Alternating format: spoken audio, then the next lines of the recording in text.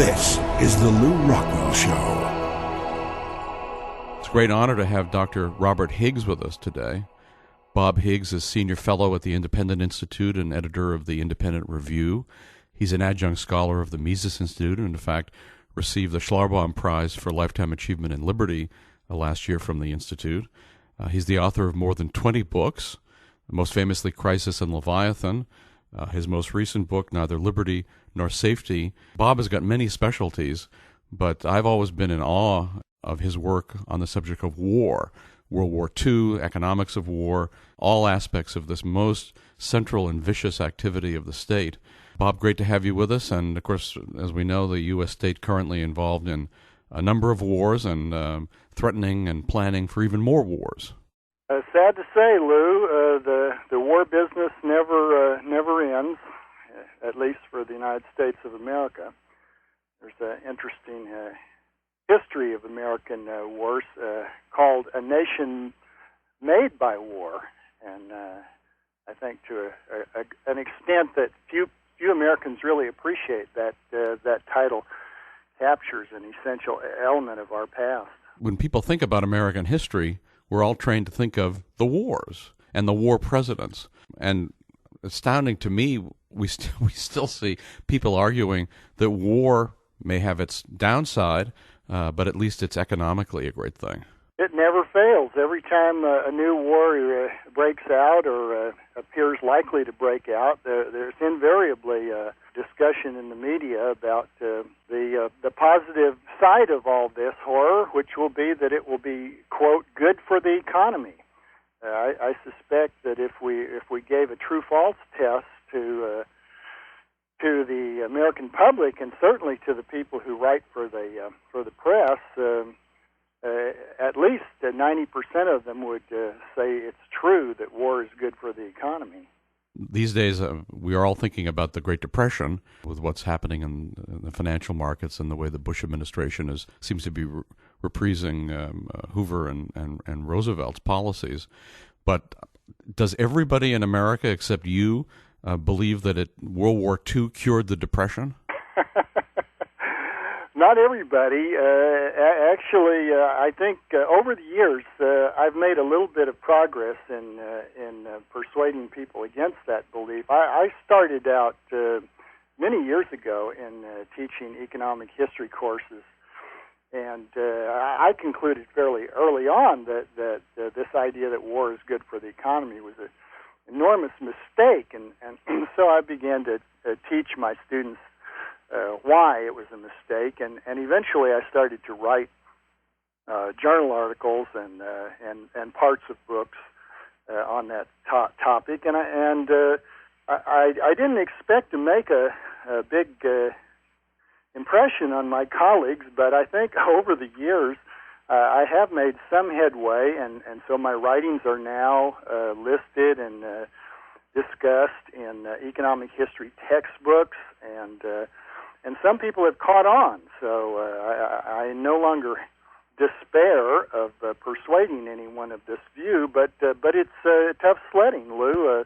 This is a view that has become so deeply embedded in people's thinking about history more than anything else, because they became convinced of this idea because the Great Depression appeared to have been ended by U.S. involvement in World War II, and the people who lived through those experiences themselves all seemed to believe it was the war that ended the Depression. But in reaching that conclusion, they have certainly not used the kind of reasoning and facts that an economist would use. And when we begin to ask more seriously, in what sense did the war end the Depression, it boils down almost completely to the fact that unemployment disappeared.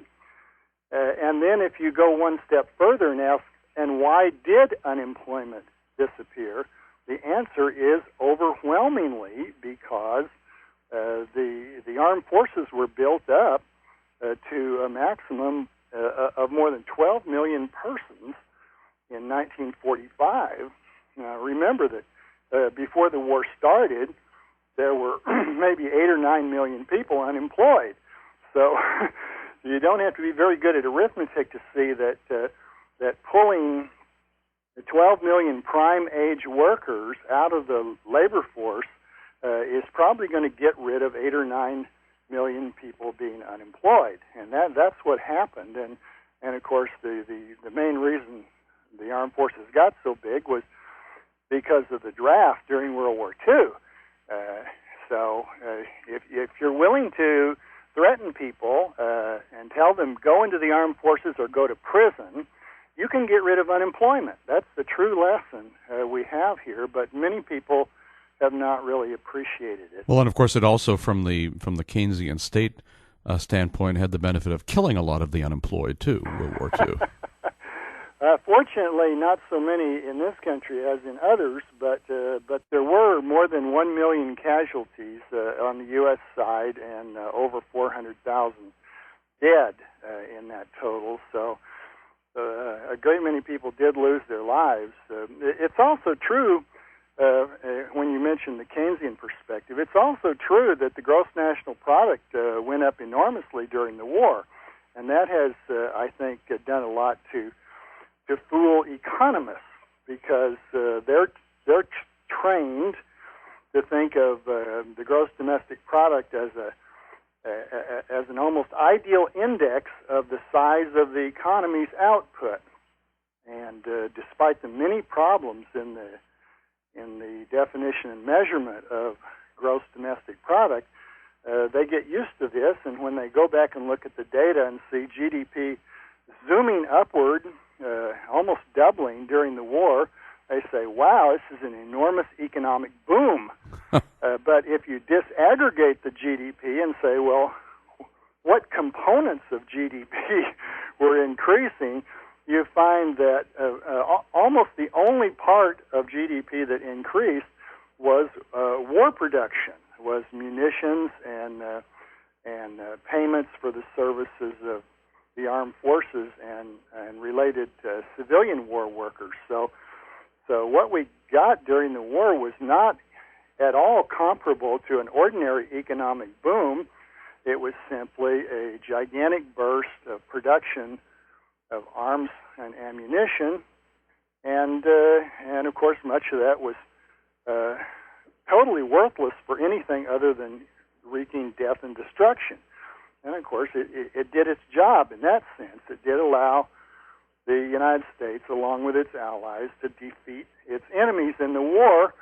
But to conclude that that experience validates somehow the Keynesian idea that if the government only spends enough money, it can always get the economy out of a depression is a tremendous fallacy. Bob, the Keynesians at the time and secondhand dealers and ideas in the newspapers and magazines too said that, gee, it would be a terrible thing once the war was over to just let all these soldiers back into the economy, to dismantle any federal programs. And of course, you had vast areas of ostensibly private economy in terms of the military-industrial complex, all in the federal payroll. That would be very bad. It would bring the Depression back in even worse form if any of this were to be ended, especially ended quickly. And so there should be, at the very most, a gradual cut down. But thank goodness, of course, that didn't happen. And you've done some very important work on exactly what happened in that year after the war. It is interesting, Lew, that during the war, Keynesian economists really came into their own. Quite a large number of young economists from Harvard and other leading economics departments had taken positions in the government bureaucracy or working for the Fed, and they were all totally convinced on the basis of primitive Keynesian models that when the government cut back its enormous war spending at the end of the war, then the economy would fall back into a Great Depression. And, of course, nothing like that happened. In fact, almost the exact opposite of that happened.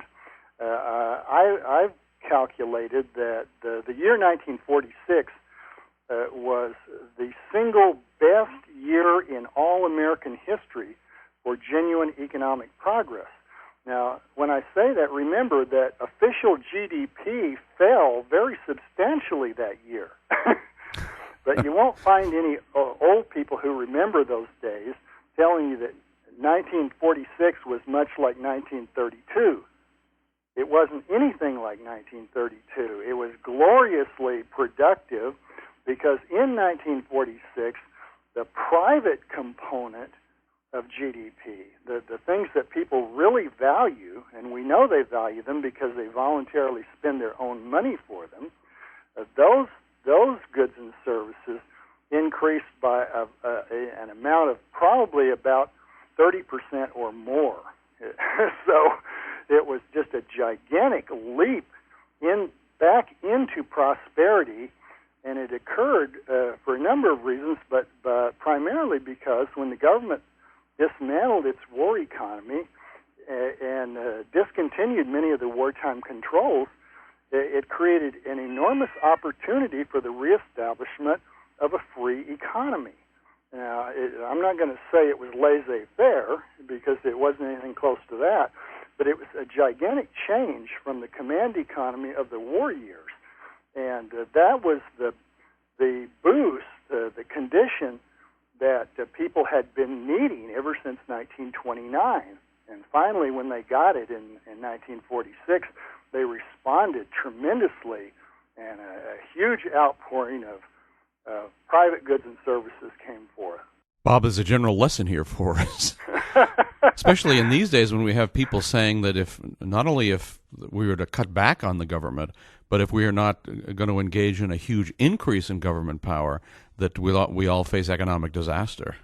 I think 1946 is a very instructive year, Lou, precisely for the reason you say. We're constantly being told, especially right now during this bogus financial crisis, that the future is too horrible to contemplate unless the government undertakes huge interventions in the economy. And yet, our experience in the past is that the future is too horrible to contemplate if the government does undertake huge interventions in the economy.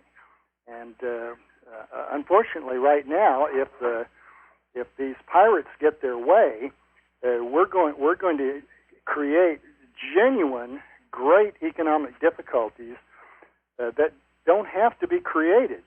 They're being added to a situation that, if the government were to move in the opposite direction, would be self-correcting. But unfortunately, the powers that be, of course, are all inclined to go immediately to the use of government power rather than relying on the creativity and intelligence and motivation of private individuals. Dr. Bob Higgs, I want to thank you for being on with us. Everybody take a look at his archive on LewRockwell.com. All the articles on there repay reading. Take a look at any of his books, brilliant and eloquent and original. And Bob, an honor to have you on the show. My pleasure, Lou. You've been listening to The Lew Rockwell Show, produced by LewRockwell.com, the best-read libertarian website in the world. If you'd like to advertise on this podcast or on the website, email advertise@LewRockwell.com. And thanks for listening.